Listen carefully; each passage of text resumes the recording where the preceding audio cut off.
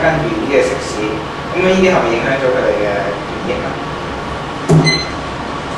咁咁你頭先所講嘅權益嘅問題啦，咁其實即係話咧你有啲即係話你有啲地方就唔俾嗰啲唔食煙嗰啲人食啦。咁其實呢樣點解會合理咧？因為其實我哋可以喺附近或者即係其實香港城市咧真係好多嘅。咁其實如果你俾佢哋一啲唔食煙嘅煙民，即係唔食煙嘅市民咧，行遠少少而唔去俾呢樣嘢影響嘅時候，咁其實我覺得呢樣嘅即係呢樣嘢嘅影響對普通市民嘅影響其實真係。但係最大問題就係、如果你話食肆我哋點解要實施全面禁煙咧？我哋就政府就因為從就係希望即係等啲煙民即係可以吸煙嘅地方少咗，反而就令到佢哋可能吸煙冇咁方便，從而希望佢哋就可以戒煙嘛。呢個就係政府點解應該實行呢條條例嘅理念。咁我有咩睇法？我覺得即係實施全面禁煙係對煙民可唔可以戒煙咧？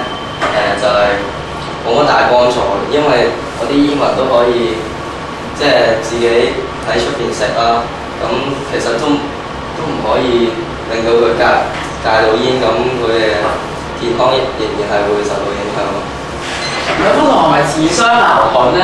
頭先我話頭先有方同學就話咩？就因為如果唔俾佢哋食肆吸煙，就會帶來唔方便啦，就可能從而影響佢哋去食肆食嘢意欲。但係而家又話佢哋可以轉頭就即刻出去食肆吸煙，根本就唔會帶俾佢哋唔方便。咁有方同學又點樣去睇咧？不如等我去再清晰啲講翻，即係頭先我班人講嘅嘢啦。咁其實佢係想講咧，即係話嗰啲煙民，即係你實施一樣嘢嘅理念係話要令到嗰啲煙民去戒煙啦。咁但係其實即係你話俾嗰啲煙民又出去吸煙，咁其實呢個理念其實已經未能夠實施啦。咁再加上咧，其實佢哋去食肆話即係唔方便，咁其實呢樣又影響到佢哋嘅即係嘅收入啦。另一方面咧，又未能夠達到呢個理念。咁我想問有方同學有點回答？有方同學咪認為，如果真係全面禁煙，即係除咗屋企之外，邊度地方都唔食得煙，咁係咪就可以令到啲令到可以有效減低煙民戒煙嘅幫助佢哋？剩翻仲有2分鐘，你可以選擇發言或者不發言。我哋講啦，食肆全面禁煙係比較應該係實行，即係我哋應該係唔應該反對嘅。咁你哋都講咗佢可以出去食，但係咧，你有冇諗過喺食肆裏邊食咧係會係比較影響到其他人權益啦？同埋咧，你喺食肆出邊嗰度，食肆出邊食咧係冇咁影響到他人。冇㗎啦，冇時間。咁你停止發言啫，你可以繼續嘅。